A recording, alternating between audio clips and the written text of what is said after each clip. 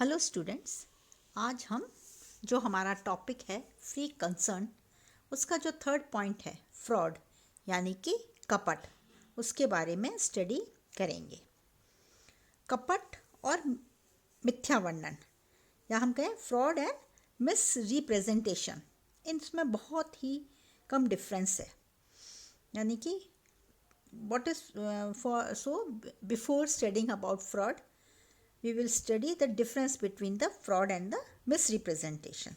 Now, whenever parties enter into a contract, they usually make some statements or we can say representation in the course of the negotiation.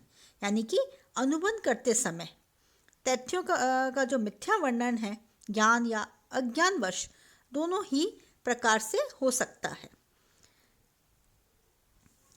Now, what the parties are saying, some of them relate to the material facts of the contract, while other may be representations or opinions or flourishing statements.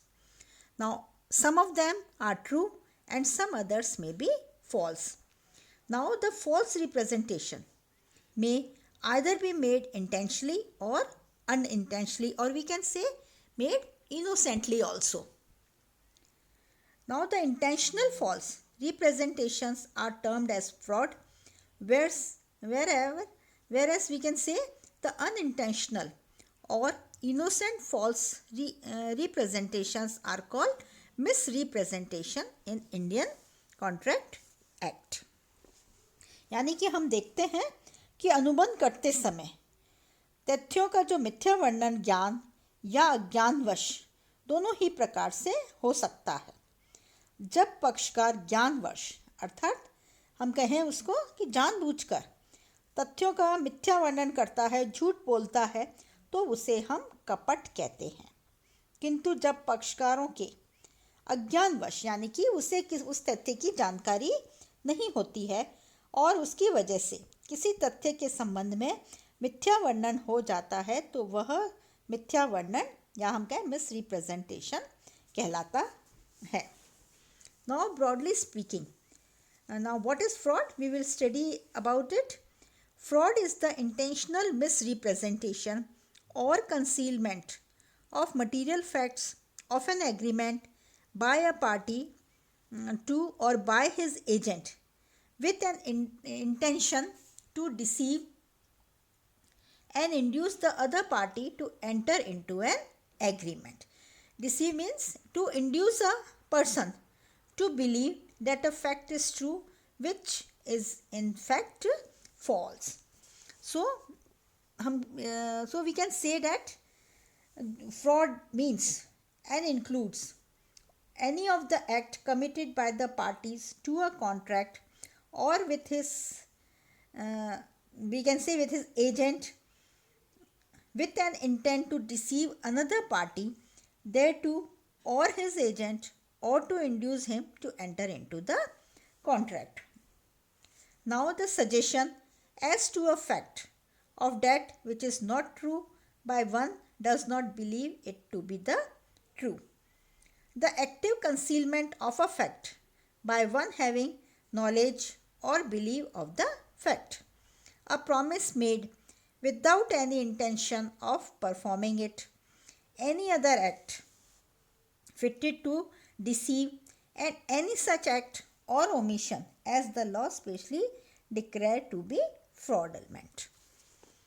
ना अब कपट से तात्पर्य किसी पक्षकार या उसके agent द्वारा जानबूझकर महत्वपूर्ण अनुबंध से संबंधित जो भी महत्वपूर्ण तथ्य हैं उसका मिथ्या वर्णन करना अथवा उन्हें छिपाना ताकि दूसरे पक्षकार को धोखे में डालकर उससे अनुबंध करने के लिए प्रेरित कर लिया जाए।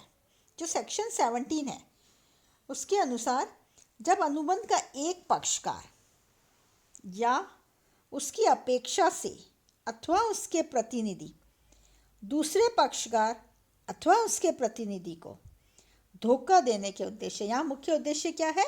धोखा देना, जानबूझकर तथ्यों को छिपाना अथवा उसको अनुबंध करने के लिए प्रेरित करने के अभिप्राय से कोई कार्य करता है। ये कोई कार्य क्या क्या हो सकते हैं? किसी तथ्य में ऐसा कोई सुझाव देना जो सत्य नहीं है और जिसे उसके सत्य होने का विश्वास भी नहीं है।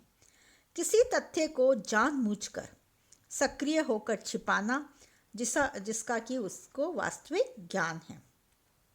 इसके अलावा पूरा न करने के अभिप्राय से कोई वचन देना, कोई भी अन्य कार्य करना जिसका उद्देश्य दूसरे पक्षकार को धोखा देना है, कोई भी ऐसा कार्य या भूल जिसे राज नियम द्वारा विशेष रूप से कपट में घोषित किया गया है।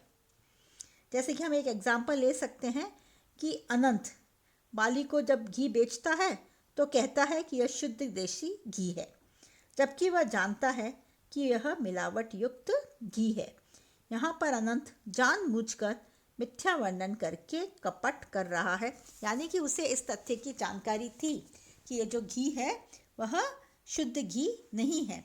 उसके बाद भी वह झूठ बोलकर इस तथ्य को छिपाता है और झूठ बोलकर उसको बेचता है, इसलिए यह कपट में कहा जाएगा। कपट के जो लक्षण हैं, सबसे पहला है कपट किसी पक्षकार अथवा उसके एजेंट द्वारा किया जाना चाहिए। कपट किसी अन्य व्यक्ति के द्वारा नहीं किया जा सकता है। अगर किसी अन्य व्यक्ति के द्वारा, यानी कि जो अनुबंध में शामिल ही नहीं है, कपट उसके द्वारा किया जाता है तो उसे कपट नहीं माना जा सकता है। दूसरी बात जो ज़रूरी है वह यह है कि कपट तभी कहलाएगा जबकि कपटकर्ता को सत्य बात की जानकारी है, यानी कि जो अनुबंध में शामिल हो रहा है उसे सही तथ्यों की जानकारी है। यदि कपटकर्ता जो जानता है वही वह कहता है तो वह कपट नहीं माना जाएगा और वह क्या हो जाएगा? मिथ्या वर्णन हो जाएगा। एक और इम्पोर्टेंट बात है जिसकी वजह से अनुबंध कपट में माना जाता है, वह है कि कपट का उद्देश्य धोखा देना होता है। किसी झूठ बात को कपट तभी कहा जा सकता है जबकि उसका उद्देश्य दूसरे पक्षकार को जानबूझकर धोखा देना है। किसी एक पक्षकार के अज्ञानवश दूसरे पक्षकार को कुछ हानि होती है तो उसे कपट नहीं कहा जाता है। ये क्या हो जाता है? यह मिथ्या वर्णन हो जाता है। इसी तरह से असत्य बात को सत्य रूप में बताना या सत्य होने का सुझाव देना, वह भी जो है कपट में कहलाता है। इसके साथ ही तथ्यों को सक्रिय रूप से छुपाना। यदि अनुबंध का कोई पक्षकार या एजेंट अनुबंध के संबंध में किन्हीं ऐसे महत्वपूर्ण तथ्यों को जिनकी उसे जानकारी है तथा उन पर विश्वास करता है, वह को दूसरे पक्षकार को धोखा देने के उद्देश्य से सक्रिय रूप से जानबूझकर छिपाता है तो उसे कपट कहा जाता है। फिर पूरा न करने के उद्देश्य से कोई वचन देना या हम कहें धोखा देने के उद्देश्य से कोई कार्य करना जो कि राज नियम द्वारा विशेष रूप से कपट में होती है। और अंतिम हम कहें कपट महत्वपूर्ण तथ्यों के संबंध में होना चाहिए। कपट हुआ तभी माना जाता है जबकि कपटपूर्ण रूप से कही गई अथवा कही जाने वाली बात किसी महत्वपूर्ण तथ्य को, यानी कि अनुबंध के संबंध में जो महत्वपूर्ण तथ्य है उसको छिपा रहा है। साधारण बात या विचार जिसका अनुबंध के होने या न होने पर कोई विशेष प्रभाव नहीं पड़ता है, उसे हम कपटपूर्ण नहीं मान सकते हैं। Now, mere silence as to the facts likely to affect a person's willingness to enter into a contract is not fraud, unless the circumstances of the case are such that having regard to them, it is the obligation of the silent people to speak, or unless his or her silence is in itself equivalent to speech. Now we can take an example. A sell his horse to B by auction, which A knows to be unsound. Now A tells B nothing about the unsoundness of the horse. This is a fraud on the part of the A.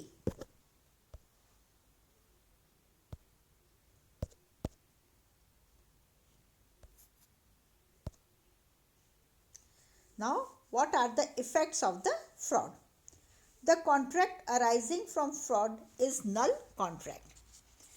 The misled party has the right to withdraw from the contract. Due to the fraudulent agreement, the party is responsible for recovering the damages. अब यह है कि इस कपट का क्या क्या प्रभाव पड़ता है। तो हम ये कहते हैं कि कपट की वजह से कोई भी अनुबंध है वह व्यर्थनीय हो जाता है। इट इज़ नल। जब किसी पक्षकार की सहमति कपट के आधार पर प्राप्त की जाती है तो पीड़ित पक्षकार की इच्छा पर अनुबंध व्यर्थनीय हो जाता है। या हम ऐसे कहें कि जिस व्यक्ति की सहमति कपट के आधार पर प्राप्त की जाती है उसे यह अधिकार होता है कि वह चाहे तो अनुबंध को वैध समझ सकता है और वह चाहे तो अनुबंध को जो है व्यर्थ भी घोषित करवा सकता है। यानी कि जो पीड़ित पक्षकार है वह चाहे तो अनुबंध को ख़त्म कर सकता है, उसे व्यर्थ घोषित करवा सकता है। यह पीड़ित पक्षकार की इच्छा पर निर्भर करेगा। अब है कि कपट के आधार पर हुआ अनुबंध को पूरा करने के लिए पीड़ित पक्षकार दूसरे पक्षकार पर दबाव भी डाल सकता है। कपट के आधार पर जब कोई भी अनुबंध निरस्त किया जाता है तो दोनों पक्षकारों को प्रत्यास्थापना का अधिकार होता है। यानी कि दोनों पक्षकारों ने अनुबंध के अंतर्गत जो वस्तुएं या धनराशि प्राप्त की है वह उन्हें एक दूसरे को पुनः लौटानी होगी। यानी कि यहाँ पर प्रत्यास्थापना का सिद्धांत लागू होता है, रेस्टिट्यूशन का सिद्धांत लागू होता है। अब क्षतिपूर्ति भी प्राप्त कर सकता है कि यदि पीड़ित जो पक्षकार है उसके साथ कपट हुआ है तो वह कपटपूर्ण अनुबंध में हुई हानि की पूर्ति की मांग कर सकता है तथा आवश्यकता पड़ने पर कानून द्वारा बाध्य करके भी अपनी क्षतिपूर्ति करवा सकता है। यानी पीड़ित पक्षकार को जो भी क्षति हुई है उस कपटपूर्ण अनुबंध की वजह से तो वह उसे क्षतिपूर्ति प्राप्त करने का अधिकार होता है। Now evidence of proof. In a large majority of cases fraud cannot be proved by considerate and observable proof. It's hidden in its movement by its definition. If the evidence given in is such as lead to wrongdoing, it is therefore appropriate that fraud must have been committed. In most cases, the only tool for dealing with fraud issues is circumstances events. Circumstantial evidence. If this were not allowed, the end of justice would be constantly. Thank you.